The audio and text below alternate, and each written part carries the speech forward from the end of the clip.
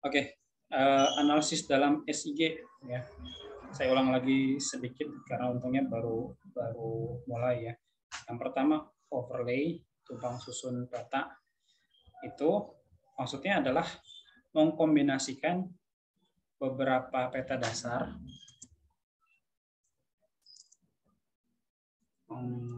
mengkombinasikannya harus hilang ya. Kombinasi beberapa peta dasar untuk menghasilkan suatu peta turunan. Nah, ini mengingat kembali materi tentang peta ya. Sedikit, apa sih peta dasar, apa sih peta turunan? Peta dasar apa? Ada yang ingat nggak?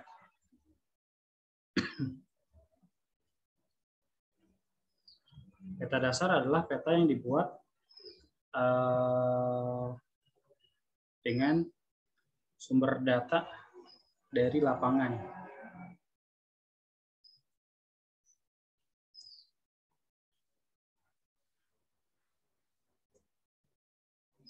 Peta dasar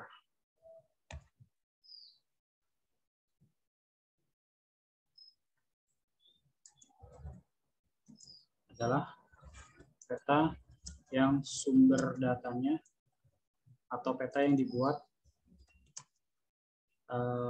berdasarkan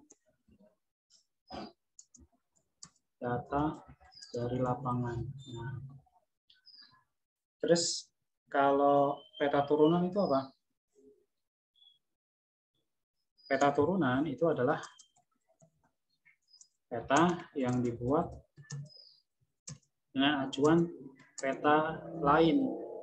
Dalam hal ini berarti peta dasar yang jadi acuannya. Peta yang dibuat dengan acuan peta lain sebagai modal awal lah gitu.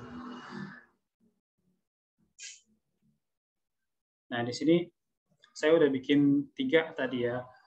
Ada 3 peta di daerah yang sama, tapi berbeda datanya. Peta yang pertama ini topografi desa X. Peta yang isi datanya, apa tadi? Ketinggian. Terus apa lagi? Ketinggian, kontur gitu ya. Morfologi. Jadi dalam peta ini informasinya adalah tentang bentang alamnya. Kemudian peta curah hujan ya udah tahu lah ya, jelas di sini angka curah hujannya.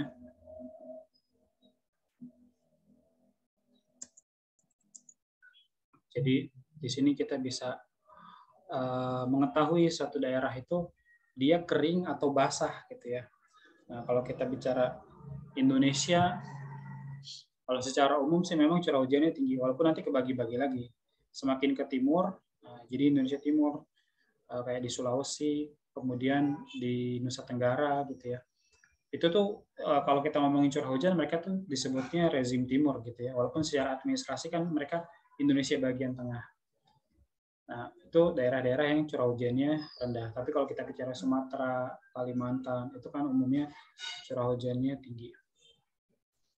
Terus jenis tanah di sini terutama diperhatikan konsistensinya, atau bahasa gampangnya daya tahan tanahnya. Artinya gini, di sini akan membedakan si tanah itu mudah tererosi atau enggak gitu ya. Nah, dari model 3 peta dasar ini kita bisa buat satu peta turunan, yaitu di sini nggak usah pakai kata peta lagi ya, kerawanan longsor desa X.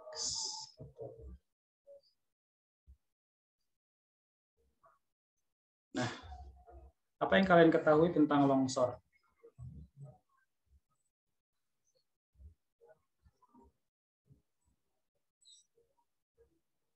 Ivan, Kevin, dan Zidan. Longsor adalah terkikisnya tanah, ya kan? Umumnya akibat pukulan air hujan. Nah, maka kalau kita ngomongin longsor, itu memperhatikan topografi tempat nggak? Kira-kira? Iya. Iya, pastinya, ya kan? Nah, informasi yang kita butuhkan di sini kan tadi ketinggian, kontur, morfologi. Jadi semakin tinggi topografinya dan semakin curam gitu ya, semakin tinggi dan curam topografi, maka gimana? Semakin tinggi juga risiko longsor, gitu ya. Ini kita bedain aja warnanya.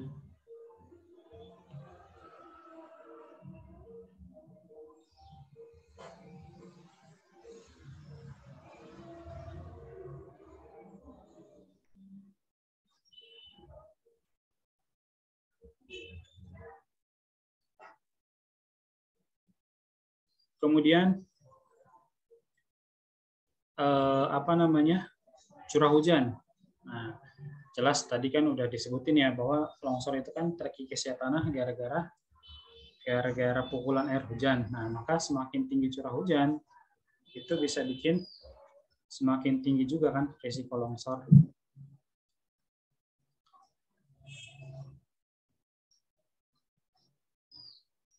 Sini kita ganti semakin tinggi curah hujan, semakin tinggi juga risiko longsornya. Terus berikutnya konsistensi atau daya tahan si tanahnya gitu ya. Nah, kalau ini perbandingannya memang terbalik. Tapi sini sih kita nggak terlalu mempermasalahkan. Kita nggak lagi bicara matematika yang berbanding lurus atau berbanding terbalik. Semakin rendah daya tahan tanah, semakin tinggi risiko longsornya. Itulah makanya kita perlu 3 peta ini. Kalau yang kita yang kita mau cari itu kerawanan longsor, maka perlu banget 3 peta ini kita amati, gitu ya.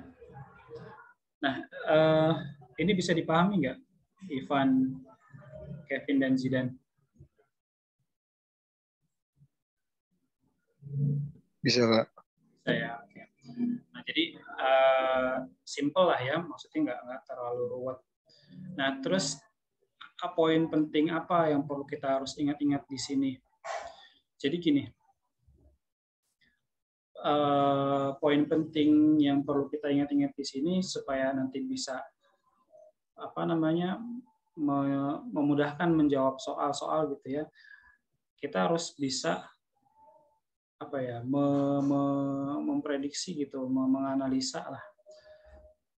Kalau misalnya ditanya nih, ada kebutuhan tertentu terkait dengan, kayak misalnya kan ini kita mau nyari daerah mana yang rawan longsor gitu ya, maka kita perlu peta topografi, peta curah hujan, dan peta jenis tanah. Nah, nanti kalau permasalahannya lain, ya pasti lain juga peta yang dibutuhkan gitu kan. Misalnya kita mau bikin atau mencari lokasi yang tepat untuk dibangun sekolah. Coba sekarang kalian deh yang analisa. Kalau mau cari lokasi sekolah yang tepat gitu ya, kira-kira peta apa aja yang kita perlukan sebagai peta dasar? Coba Ivan, Kevin, dan Zidan, kira-kira apa? Apa-apa aja Peta yang dibutuhkan untuk membuat atau menentukan lokasi yang tepat dalam membangun sekolah.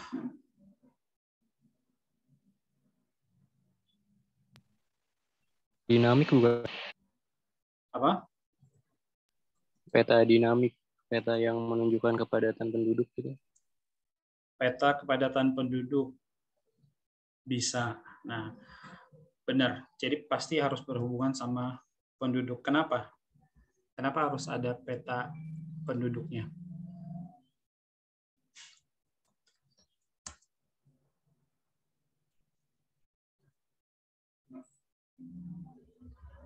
Ini tadi contoh satu, yaitu menentukan atau mencari area yang rawan longsor.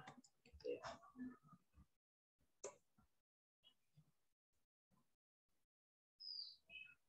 Tadi yang jawab peta penduduk siapa? Ivan ya? Kira-kira? Bukan Pak, bukan saya Pak. Bukan, siapa? Zidan ya? Iya Pak, Zidan.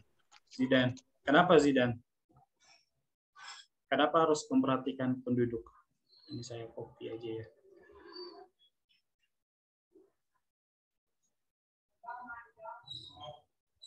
Contoh kedua, nah di sini tinggal saya ganti judulnya mencari lokasi yang tepat untuk dibangun sekolah.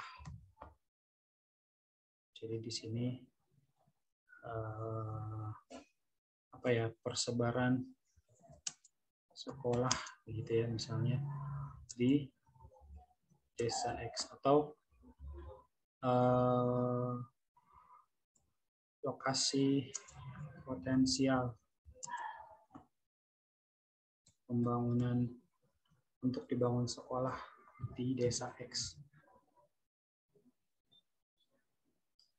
Benar tadi, salah satunya adalah ini kita ganti peta komposisi penduduk deh ya, atau peta kepadatan penduduk.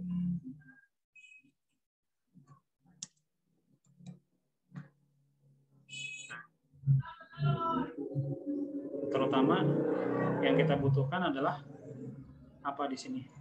Komposisi penduduk, jumlah dan komposisi penduduk, terutama menurut apa? Menurut umur ya.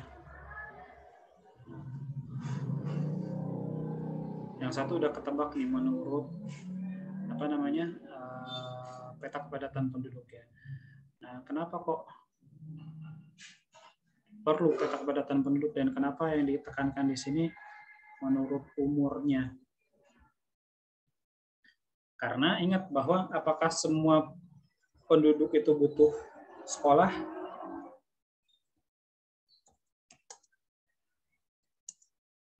Enggak kan? Nah, sekolah hanya dibutuhkan oleh kelompok usia tertentu. Nah, oleh penduduk pada kelompok usia tertentu. Dalam hal ini biasanya usia berapa sih? Katakanlah 6 ya. 6 sampai berapa lulus SMA tuh? 6 sampai 18 ya. Iya. Nah, jadi kalau misalnya ternyata di suatu daerah itu nggak ada sama sekali, ya walaupun kecil kemungkinan ya, tapi ini permisalan aja.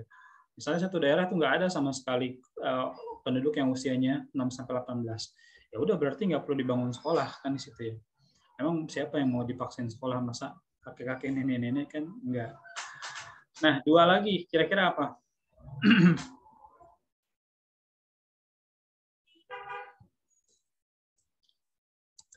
Kira-kira topografi masih bisa dipakai nggak?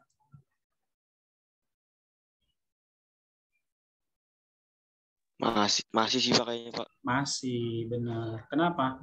Karena sekolah harus dibangun di area dengan tanah yang datar. Iya nggak? Iya Pak. Kalian kebayang nggak kalau sekolah kalian itu tanahnya miring? Gimana nanti mau parkir mobil motor, gimana nanti mau upacara di tanah yang miring, kalau di depannya pingsan, nah jadi apa namanya, efek domino gitu kan. Nah jadi sekolah, dan bahkan bukan sekolah ya, bangunan apapun kan idealnya dibangun di area yang datar. Terus, nah ini curah hujan, kira-kira perlu nggak curah hujan? Curah hujan bisa kita ganti nih ya. Nah, curah hujan nggak terlalu pengaruh, artinya mau dia curah hujannya tinggi banget atau rendah banget itu tidak terlalu terpengaruh, asalkan memang infrastrukturnya itu baik gitu ya, artinya siap kalaupun musim hujan dia nggak banjir, nggak kayak SMA 8 ya. Ada anak SMA 8 nggak di sini? Jangan-jangan ada lagi. Ya apa namanya, banyak lah ya sekolah-sekolah yang banjir gitu, tapi kita nggak perlu, itu apa namanya, bercanda aja. Jadi sekolah yang ideal itu kan pertama tadi kita memperhatikan lokasinya harusnya menyesuaikan gitu ya, komposisi penduduknya terutama menurut umur. Terus topografinya dilihat, harus dibangun di daerah yang datar gitu ya. Tapi juga jangan terlalu rendah, jangan terlalu di daerah yang cekung gitu, karena nanti itu resiko banjir juga. Nah berikutnya di sini curah hujannya kita bisa ganti dengan transportasi atau jaringan jalan. Kita jaringan jalan desa X. Nah, maksudnya jaringan jalan di sini apa? Jadi lokasi sekolah itu kan idealnya dibangun di lokasi yang mudah dijangkau, gitu ya. Artinya jangan terlalu di gang yang sempit, tapi pun juga jangan terlalu di pinggir jalan yang gede, gitu ya. Misalnya kayak kalau yang saya tahu tuh ada Semabel. Kalian tahu Semabel nggak? Iya Pak, tahu Pak. Atau jangan-jangan ada yang SMP-nya dulu di situ. 115 ya, di daerah mana tuh? Tebet. Nah, kalau menurut saya sih, nggak tahu benar apa enggak ya, kalau menurut pandangan yang orang benar-benar ahli gitu, itu kurang pas di situ. Kenapa? Karena di pinggir jalan gede banget gitu. Kenapa sih emang di pinggir jalan gede banget nggak boleh? Karena kita tahu pinggir jalan raya itu kan bising, ya kan, banyak kendaraan yang lewat. Belum lagi nanti kalau anaknya itu baru datang atau mau pulang, nah nyebrang jalannya kan, kalau nggak ada jembatan penyeberangan itu bakal jadi masalah. Nah, jadi ini jaringan jalan kenapa penting? Karena tadi lokasi sekolah itu idealnya di lokasi yang mudah dijangkau dan jangan terlalu dekat juga dengan jalan yang bising. Nah, maka kita bisa nanti nemu di mana kira-kira tuh pertemuannya gitu ya, pertemuan tampalannya. Oh misalnya di pojok, ini kita permisalan aja ya, di pojok kiri atas ini nih areanya datar, kemudian kebetulan juga itu aksesnya gampang dan di situ banyak anak-anak. Nah maka di area pojok sini bisa kita bangun sekolah kayak gitu kira-kira. Nah, ini udah 2 contoh dari analisis yang namanya apa tadi?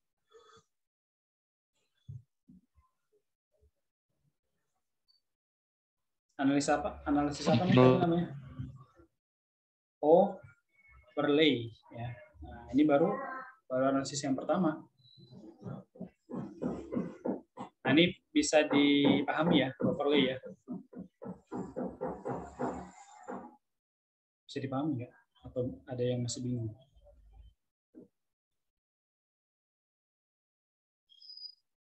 Mudah-mudahan nggak bingung. Nah, kalian kalau ada yang mau ditanyain, tanyain langsung aja ya.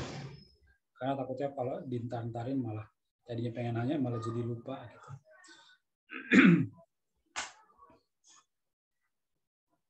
Nomor 2-nya di sini analisis buffering atau artinya itu analisis jangkauan. Apa sih analisis jangkauan ini? Analisis jangkauan ini adalah analisis yang memperhatikan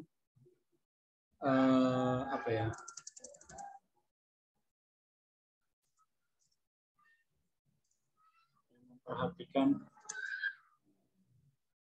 area atau luasan objek gitu ya. Area atau luasan objek.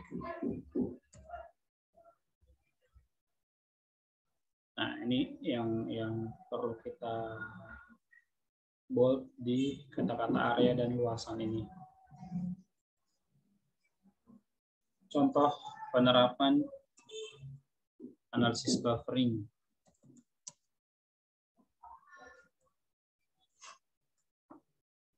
Misalnya kita mau menentukan lokasi yang cocok untuk membangun usaha. Nah, jadi menentukan lokasi itu ternyata nggak mesti pakai overlay melulu gitu ya. Ada analisis berikutnya di sini namanya buffering.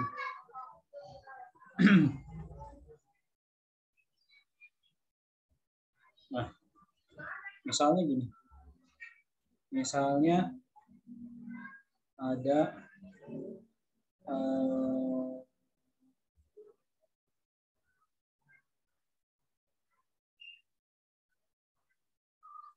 peta ya, ini ceritanya saya mau bikin peta.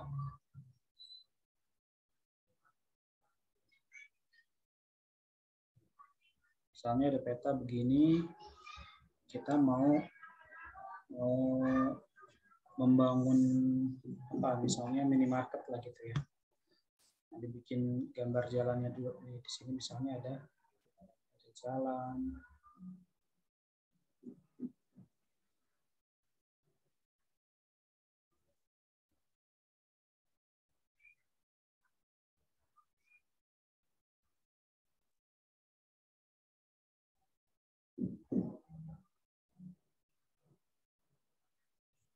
Nah, misalnya kayak gini nih petanya. Terus katakanlah ceritanya kita tuh udah punya satu outlet gitu ya, satu toko minimarket misalnya di sini. Nah, terus kita mau membangun cabang baru, mau membuka cabang baru. Boleh nggak kita bikin di sebelahnya? Enggak, Pak, kalau menurut saya.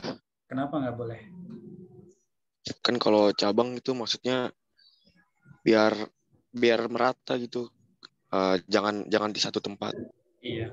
Karena kalau cabangnya sebelahan itu kan modalnya 2 kali.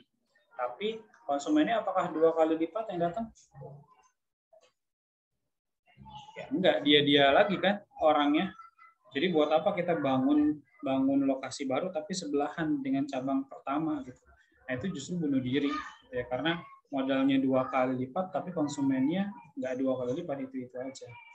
Nah, maka gimana cara kita memperhitungkannya? Nah, memang nggak ada rumus baku lah ya, cuman ini tetap dihitung, tetap harus pakai perhitungan yang nanti angka-angkanya itu bakal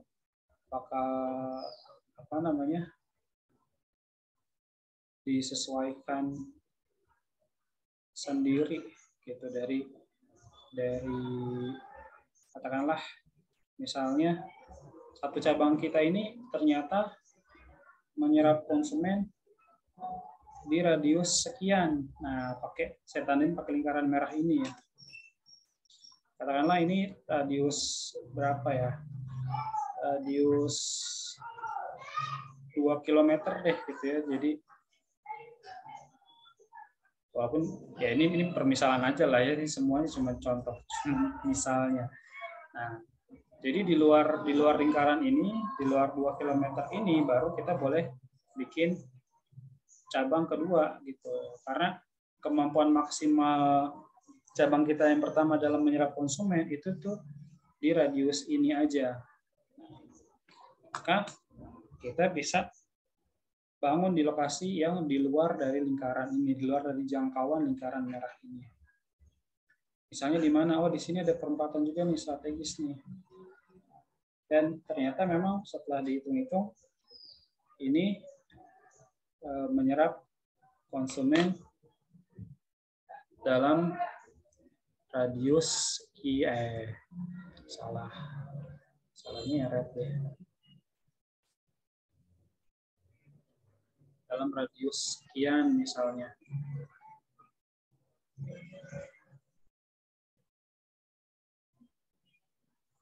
Nah, ini misalnya aja ya. Jadi sebisa mungkin ini harusnya nggak beririsan lingkaran yang jangkauan cabang pertama dengan lingkaran yang jangkauan cabang kedua. Nah, inilah kenapa tadi saya buat di kata-kata area atau luasannya gitu ya. Dan kenapa ini diterjemahkan dalam bahasa Indonesia itu analisis jangkauan. Nah, kalau buffering kan kita mungkin taunya buffering itu kalau internet lagi lemot terus nonton YouTube gitu ya. Loading terus buffering. Nah, ini bisa dipahami nggak, Ivan, Kevin, dan Zidane? Bisa, Pak. Kemudian kira-kira contoh lain yang bisa yang bisa pakai analisis ini juga, misalnya apa? Rumah sakit mungkin, Pak. Rumah sakit. Maksudnya mau bikin cabang baru juga gitu? Iya, Pak.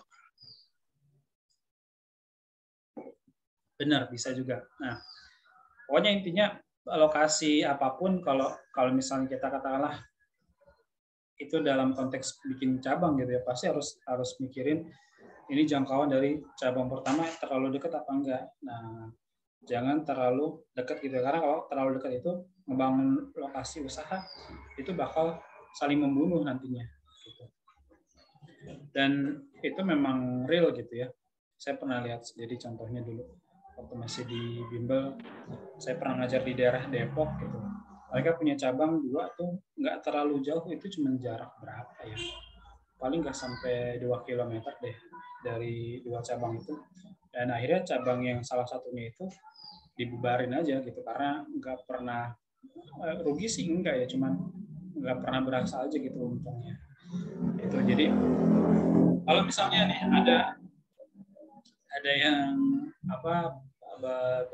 atau menyangkal gitu, berargumen, lah kok buktinya Indomaret sama Alfamart sebelahan? Ya iya kan, itu beda merek gitu ya. Nah, karena kayaknya saya pernah ditanyain ini pas lagi jelasin kayak gini kan.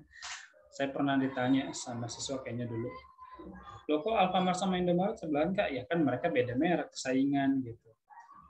Nah, pun juga kalau misalnya kan ada juga tuh beberapa sama-sama Indomaret atau sama-sama Alfamart, tapi itu benar-benar dekatan juga. Ya kita lihat dulu, itu mungkin memang area yang ramai banget gitu. Contohnya yang saya tahu tuh ada di Depok, di daerah Kelapa II, jalan akses UI lah gitu ya. Jadi itu udah dekat-dekat UI, sekitaran kampus Gunadarma gitu. Itu tuh memang benar-benar banyak banget minimarket Alfamart, Indomaret gitu. Nah, bisa kayak gitu karena memang mereka tahu di situ konsumennya banyak banget gitu kan. Anak kampusnya aja dari berbagai kampus, dari Undar, dari UI, dari BSI gitu. Kemudian juga di situ penduduknya juga lumayan ramai. Dan itu memang area bisnis yang bagus lah gitu ya. Nah, tapi nggak bakal pas dibikin kayak gitu kalau di dalam komplek perumahan. Nah, kalau komplek perumahan terus banyak gitu ya minimarketnya dengan merek yang sama, nah, itu nggak pas. Kemudian contoh lain misalnya kita mau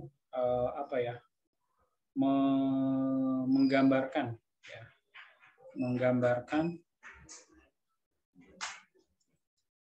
contoh lain penerapan analisis buffering, misalnya menggambarkan area kebocoran pipa gas. Nah, misalnya ini. Misalnya ada pipa-pipa gas gitu kan yang ditanam di dalam tanah. Nah, terus itu ada beberapa yang bocor, kan itu bahaya ya. Nah, maka daerah mana aja yang perlu misalnya diamankan atau katakanlah orang-orang yang sampai harus dievakuasi, itu kan pasti harus diperkirakan berapa jauhnya, berapa jangkauannya gitu. Nggak mungkin, oh nih di titik ini bocor, udah satu kota di situ semuanya fungsiin orang-orang, ya kan nggak perlu satu kota juga gitu. Karena kan pasti bisa dihitung kira-kira kalau itu terjadi sesuatu yang tidak diharapkan, katakanlah ledakan atau semacamnya, nah itu bisa sampai seberapa jauh gitu ya luasannya. Nah, maka daerah itu aja yang perlu diamankan. Nah, area kebocoran pipa gas kemudian juga bisa mirip dengan ini, menggambarkan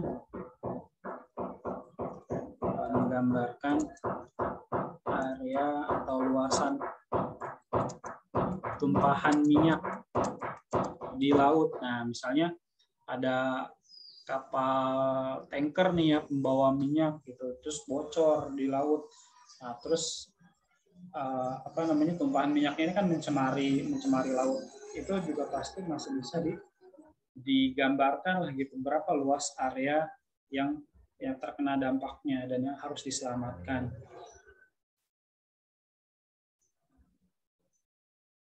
Nah, kita perlu buat lagi di sini kayaknya.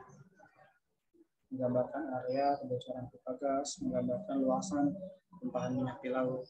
Intinya, analisis buffering itu bicara tentang jangkauan atau luasan, gitu ya. Nah, sebetulnya masih ada lagi networking, kemudian 3D, dan lain-lain. Cuman bisa dibilang hampir nggak pernah muncul gitu ya. Jadi analisis yang paling sering muncul itu adalah overlay dan buffering.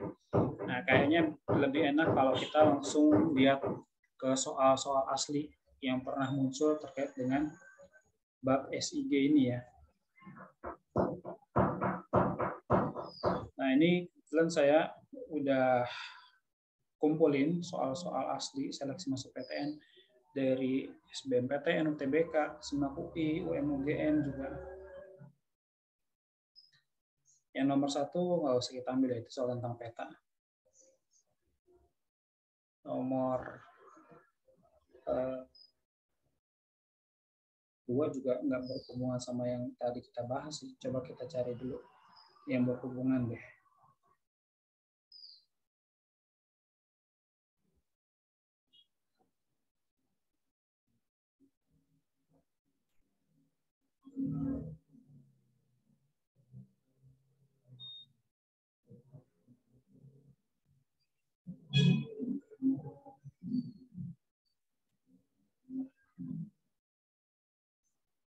Nah, sambil saya nyari soalnya yang mau kita bahas, kalian ada pertanyaan nggak?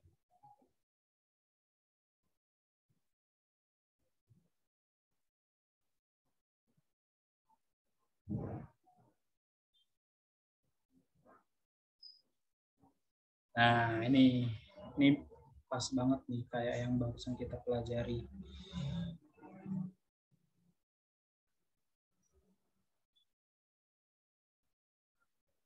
Beberapa peta yang dapat ditumpang susunkan atau overlay untuk penentuan lokasi lahan persawahan antara lain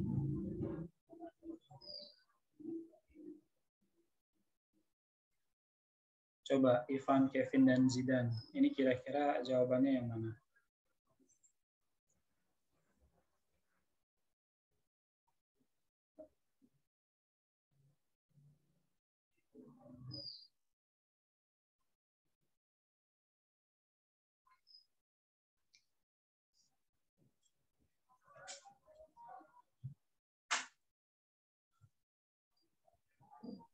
Pak, maaf Pak, kontur tadi apa Pak? Kontur tuh ketinggian tempat lah gampangnya gitu ya. Oh iya Pak. Nah, sebenarnya kalau bicara kontur mungkin kalau jelasin ke cewek itu lebih gampang nyambung. Karena biasanya mereka tuh tahu istilah kontur kalau lagi make up gitu ya. Kontur itu kan berarti yang bisa menolong bikin shaping misalnya gimana caranya dengan bedak atau dengan segala macam makeup itu hidung jadi kelihatan lebih mancung. Nah, itu kontur kalau kita ngomongin makeup. Tapi kontur dalam pembahasan geografi itu berarti bentuk muka bumi, ketinggian tempat. Gitu. Tadi kita ngomongin dataran rendah, dataran tinggi, gunung dan macam-macamnya. Kira-kira untuk menentukan lokasi persawahan itu perlu apa aja? Tanah, potensi air, iklim, sungai. Ini soal ini agak susah karena pilihan jawabannya ya. Maksudnya memang kayak gitu pilihan jawaban soal seleksi masuk PTN itu bahkan bisa jadi ada beberapa pilihan yang benar. Terus kita cari mana yang paling tepat, yang paling benar. Nah, kalau gini kita eliminasi dulu deh. Maksudnya kita pakai sistem eliminasi. Kita cari-cari dulu mana yang bisa kita gugurkan. Tanah, potensi air, iklim, sungai.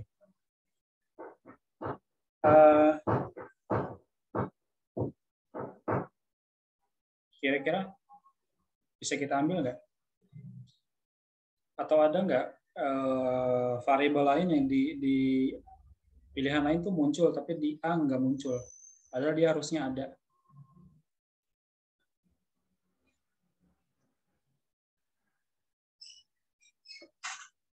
Ada ya di sini. Dari semua apa namanya unsur, dari semua variabel yang disebutin di situ, kontur pasti kepake nggak? Kepake sih pakainya Pak. Iya, harus kepake ya. Untuk menentukan lokasi persawahan harus memperhatikan kontur. Maka yang A bisa kita eliminasi ya. Yang A kita eliminasi karena nggak ada kontur. Terus alasan apa lagi? Potensi air dan sungai ini pemborosan ya. Kenapa saya bilang pemborosan? Ya sungai itu kan berarti potensi air juga buat sawah. Apalagi kalau kita bicara di Indonesia ini kan lebih banyak sawahnya itu kategori sawah irigasi. Jadi sawah itu kan berdasarkan sumber airnya ada sawah irigasi, sumber airnya dari sungai, ada sawah tada hujan, sumber airnya dari curah hujan, dan sawah pasang surut. Nah, sumber airnya dari pasang surut air laut yang mana biasanya itu jarang lah ya, maksudnya kan itu airnya udah asin atau payau. Jadi lebih banyak di Indonesia ini adalah sawah irigasi.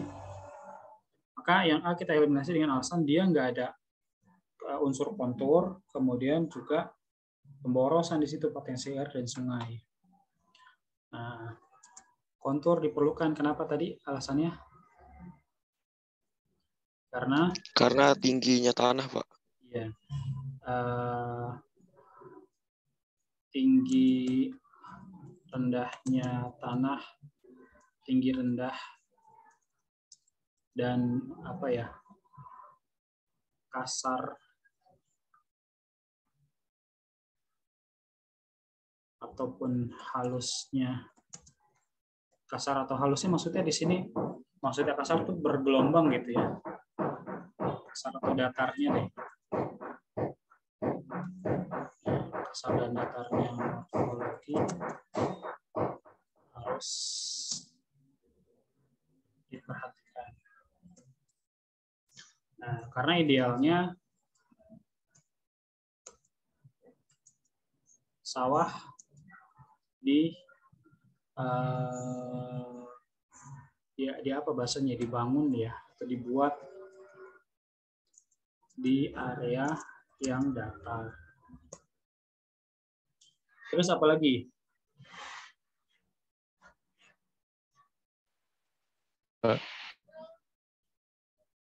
Pilihan jawaban yang bisa kita eliminasi yang mana lagi? Yang B bisa nggak?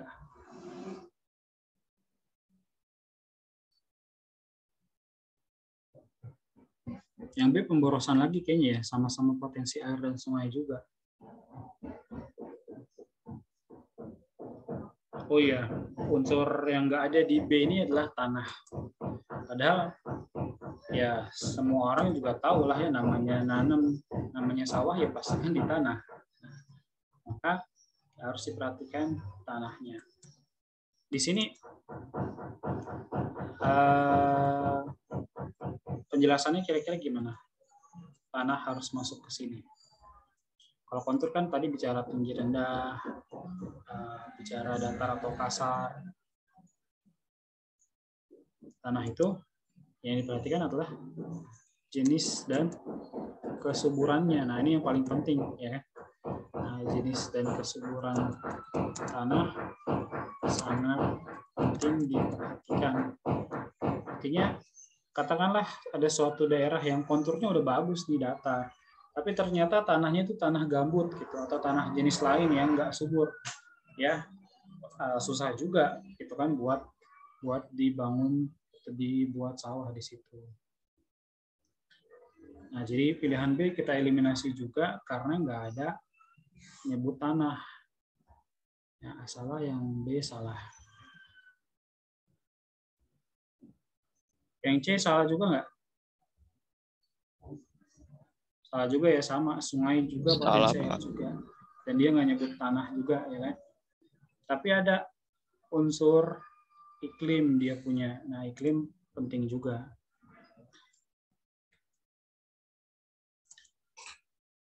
Iklim di sini apa aja sih faktor-faktor iklim yang penting diperhatikan? Di antaranya adalah 2, yaitu suhu dan curah hujan. Nah, ini sangat penting untuk diperhatikan. Kenapa? Karena beda jenis tanaman itu beda kebutuhan minumnya, katakanlah gitu ya. Jadi ada tanaman tertentu yang dia tuh butuh air lebih banyak, ada tanaman lain yang butuh airnya lebih sedikit. Misalnya kalau kita bicara sawah doang sih ya di sini. Kalau kita bicara sawah, memang dia termasuk yang butuh banyak air. Tapi kalau kita bicara katakanlah pohon jati, ya. Kalau pohon jati itu justru lebih cocok di tempat yang curah hujannya lebih rendah. Kenapa? Karena dia itu nggak boleh banyak minum, gitu ya. Kalau dia terlalu banyak minum si pohon jati ini, ya kayunya jadinya lembek mungkin. Sedangkan yang paling dimanfaatkan dari pohon jati adalah kayunya ya kan, batang kayunya yang sangat keras. Makanya itu sangat banyak digunakan untuk mebel. Nah, sisa D sama E. Sungai kontur potensi air dan tanah, kontur potensi air, tanah, dan iklim. Yang mana?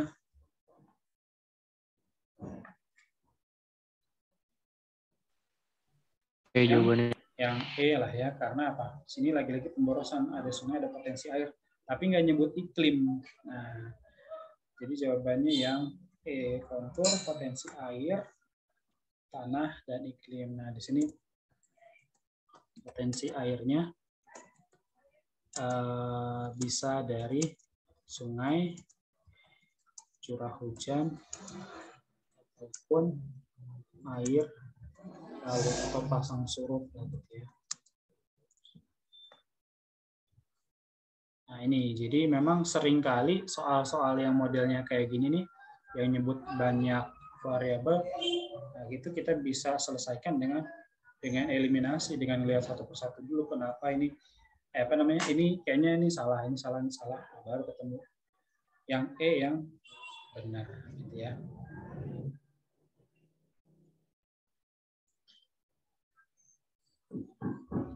Kita coba cari yang lain.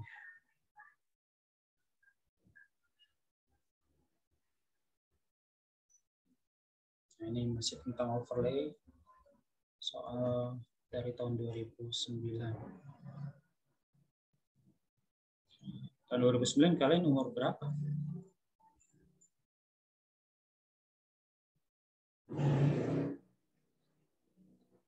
Tahun 2020 2022 ya, 2022. Kalian nanti lulus kan umumnya umur 18 ya. Berarti kalian tuh kebanyakan kelahiran 2000 berapa? 2004 ya? Iya, Kak. Oh iya. Berarti ini soal 2009 pas kalian tuh mungkin lagi TK ya. Masih TK. Nah, tapi walaupun ini dari kayaknya tahun yang lama banget 2009, tapi ilmunya nggak jadul gitu.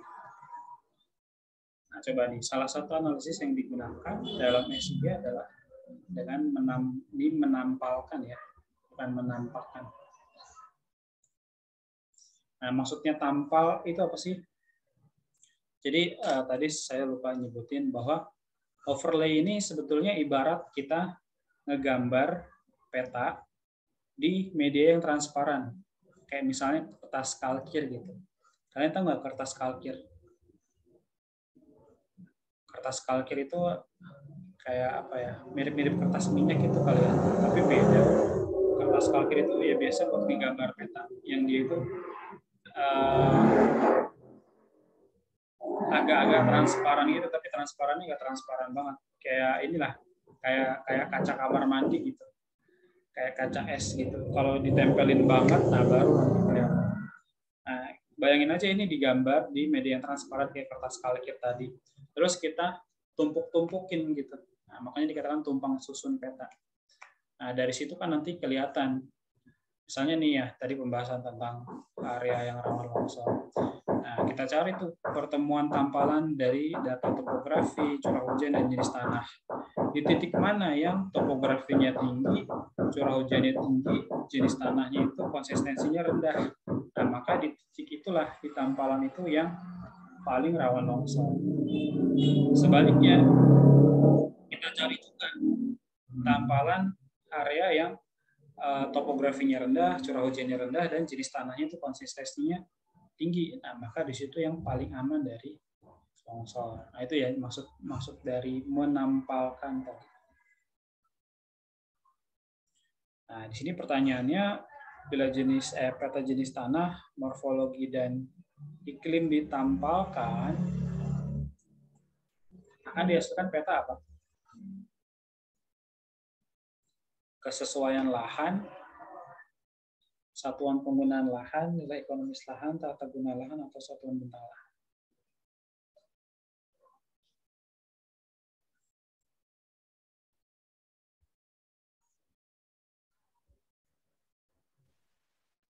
Tata guna lahan bukan enggak? Yang mana? Yang D. Tata guna lahan.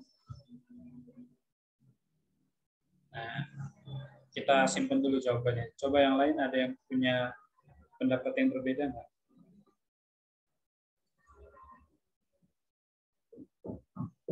Nah, tentunya sebelum menjawab ini kita harus tahu dulu kan, apa itu peta kesesuaian lahan, apa itu satuan penggunaan lahan, apa itu nilai ekonomis lahan, apa itu tata guna lahan, dan apa itu satuan bentang lahan. Memang istilah yang populer di sini yang kesesuaian lahan sama tata guna lahan doang sih. Yang lain-lain itu jarang disebutkan gitu ya istilahnya. Nah, kita bahas dulu yang kesesuaian lahan.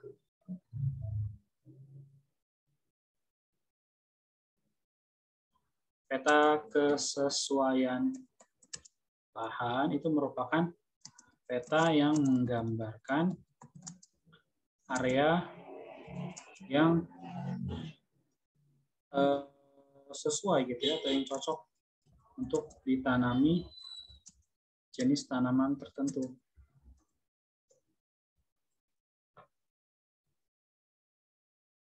Nah, langsung aja deh ya, ini jawabannya sebetulnya. Peta kesesuaian lahan. Kenapa? Nah, kita bisa ambil ilustrasi yang tadi ini nih. Topografi, curah hujan, sama jenis tanah.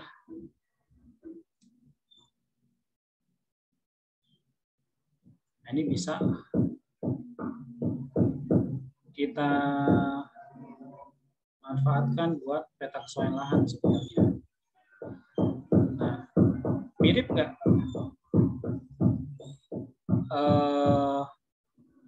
Yang disebutin di sini dengan contoh yang tadi.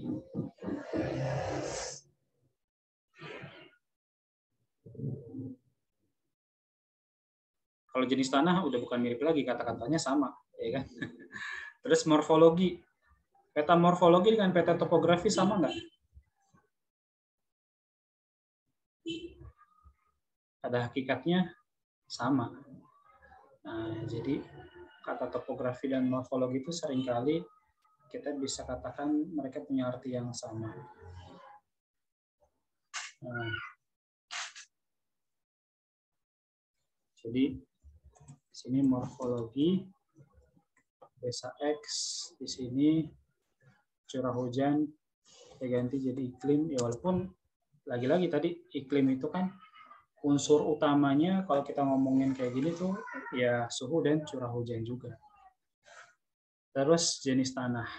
Nah, kenapa kok 3 peta ini dibutuhkan dalam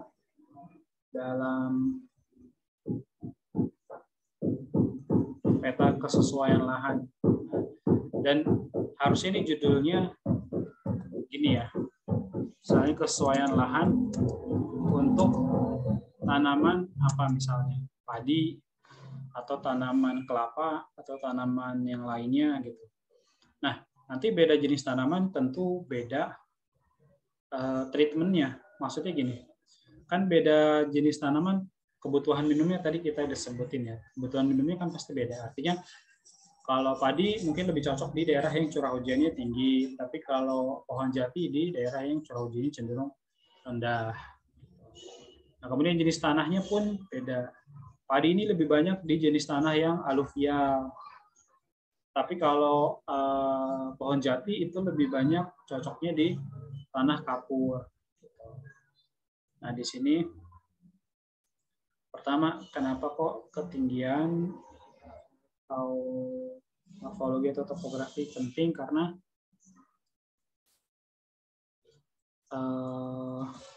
berbeda ketinggian akan pengaruh, atau nggak usah pakai kata-kata berbeda ya. Ketinggian akan berpengaruh pada suhu dan kesesuaian atau kecocokan tanaman yang ditanam. Nah, contohnya gini deh. Kita ambil tanaman lain ya. Kelapa misalnya. Kelapa lebih banyak cocoknya di mana? Hidupnya. Di pantai bukan sih? Iya, Kak. Iya, Pantai. nah, berarti kan dataran rendah ya. Nah, pernah nggak kita nemu di pantai itu ada bunga edelweiss misalnya? Kalian tahu nggak bunga edelweiss?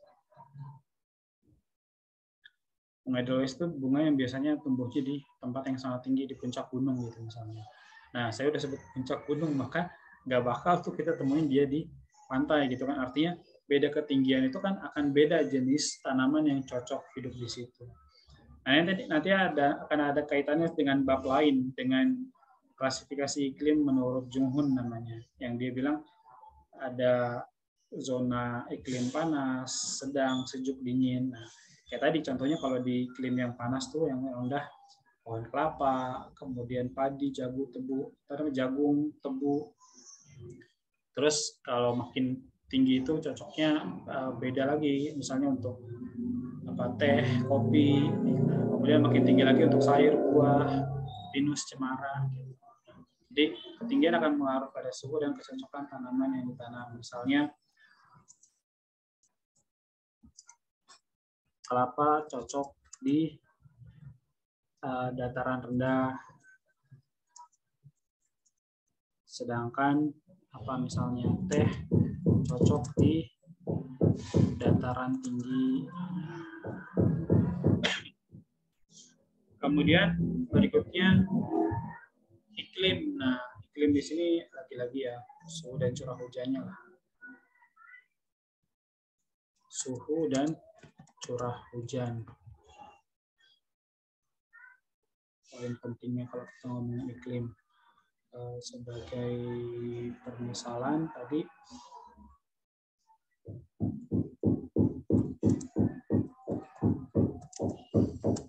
butuh hujan tinggi, sedangkan Jati butuh curah hujan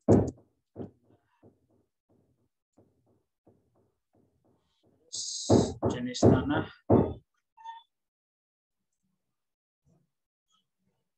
juga ngaruh ya. Tadi kita udah sebutin juga kayak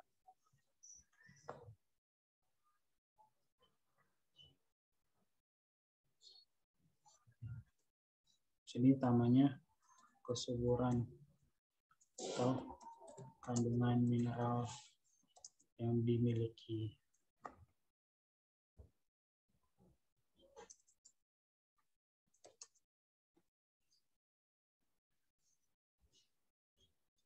Jadi kayak tadi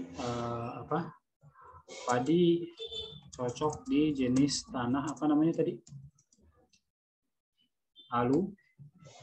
Ya, nah nanti akan ada pembahasan tersendiri insya Allah ya tentang jenis-jenis tanah. Intinya tanah aluvial itu tanah yang berasal dari endapan sungai yang dia punya karakter yang subur. Kemudian jati ya, misalnya jati cocok di jenis tanah kapur. Nih, jadi kenapa jawabannya peta kesesuaian lahan. Nah, terus apa itu peta tata guna lahan misalnya? Nah, untuk membuat peta tata guna lahan itu nggak perlu overlay pun bisa. Nah, kenapa? Karena cuma dengan survei langsung gitu ya, atau mungkin dari penginderaan jauh, itu kita bisa mendapatkan atau bisa membuat peta tata guna lahan. Apa sih maksud dari peta tata guna lahan? Jadi maksudnya gini, informasi yang diberikan di peta tata guna lahan itu adalah jadi setiap area di permukaan bumi itu dimanfaatkan untuk apa sama manusia. Nah, di situ nanti akan tergambar.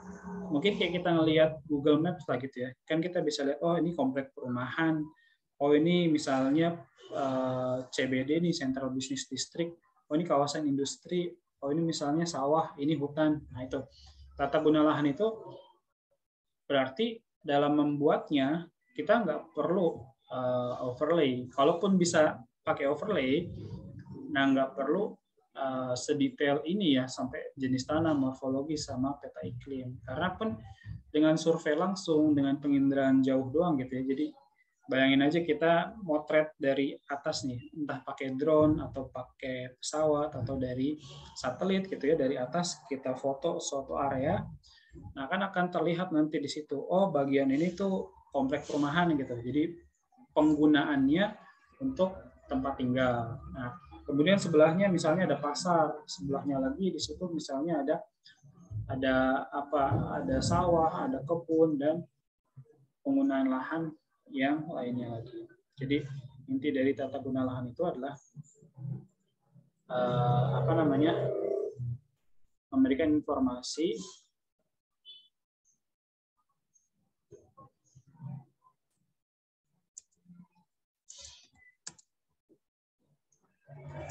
atau yang memberikan informasi tentang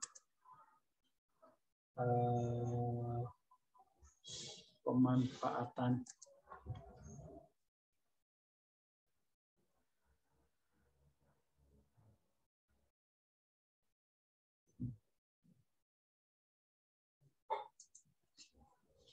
area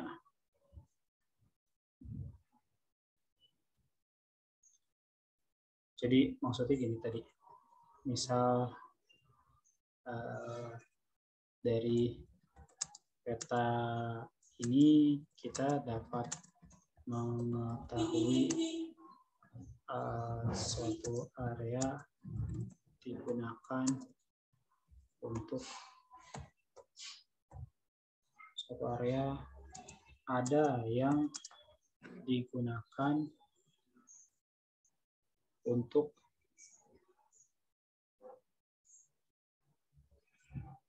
permukiman, pasar, sekolah mungkin, pusat bisnis, sawah, kebun, macam-macam lah gitu ya. Nah ini maksud dari peta tata guna lahan. Sedangkan yang lain-lain seperti tadi saya bilang ya, itu istilah-istilah yang nggak pernah muncul atau nggak biasa muncul gitu. Tapi kalau peta kesesuaian lahan dan peta tata guna lahan itu memang ada dan memang sering disebut-sebut. Tapi kalau satuan penggunaan lahan, ya ini ada kata-kata penggunaan lahannya, mungkin gambarannya sama aja kali ya dengan tata guna lahan. Terus nilai ekonomis lahan ini juga mungkin maksudnya nilai ekonomis lahan tuh cuma bicara pembagian area dengan harganya gitu. Jadi misalnya sebelah sini tuh harga tanahnya lebih mahal, sebelah sini harga tanahnya lebih murah. Nah nanti kaitannya dengan lokasinya, apakah strategis atau enggak, dekat dengan kegiatan bisnis atau enggak, aksesibilitasnya mudah atau enggak, kayak gitu-gitu.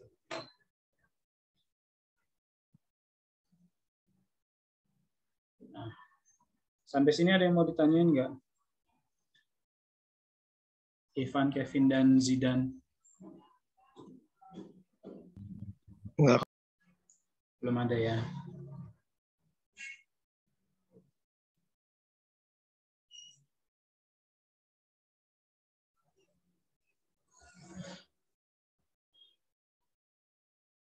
Oh, ini ternyata ada juga nih analisis jaringan. Karena tadi saya belum membahas analisis jaringan ya.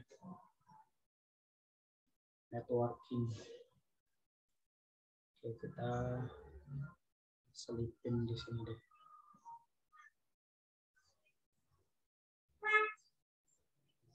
Ketiga, namanya analisis networking. Jadi ini nyambung yang tadi ya. Tadi kan saya sempat memutuskan jelasin dua aja dulu, overlay sama buffering. Tapi karena ada tadi soal terkait analisis yang lain yaitu networking, jadi ya udah kita bahas sekalian. Tapi ini sebenarnya simple lah ya. Networking artinya apa? Jaringan, ya kan? Nah, apa yang perlu kita tahu dari analisis ini? Ini digunakan untuk mempelajari atau mengamati perencanaan lah ya, perencanaan ataupun pembangunan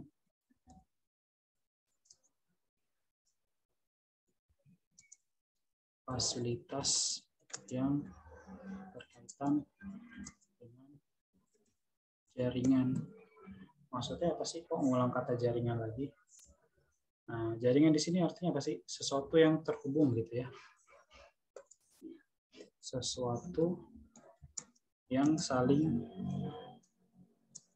terhubung satu sama lain. Nah,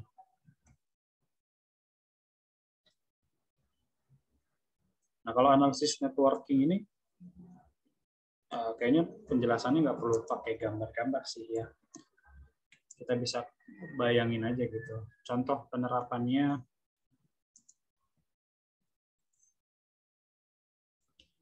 misalnya pembangunan jalan. Pembangunan jalan apapun, mau itu jalan tol baru atau bahkan misalnya katakanlah pembukaan area baru gitu ya, kayak sekarang nih mau mindahin ibu kota.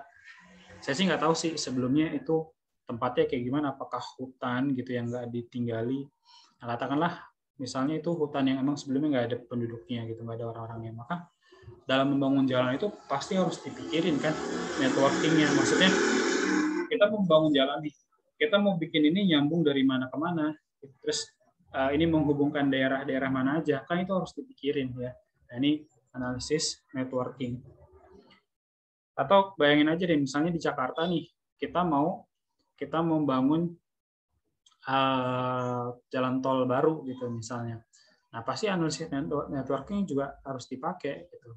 Pertama kayak ini mau menghubungkan daerah mana dengan daerah mana gitu. Targetnya itu menghubungkan daerah mana aja, terus pintu masuk tolnya dari mana, terus keluarnya di mana. Nah, itu kan juga pasti harus dipikirin, harus nempel dengan jalan yang udah ada gitu, harus terhubung satu dengan yang lain. Nah, selain pembangunan jalan, bisa juga pembangunan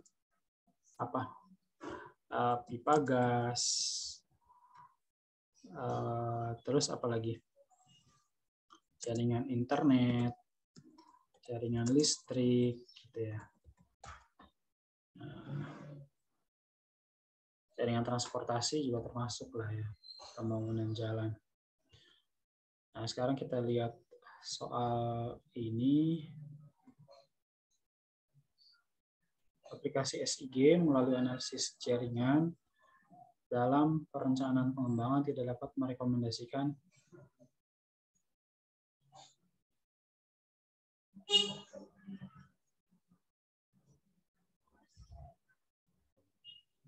Nah, kira-kira jawabannya yang mana nih?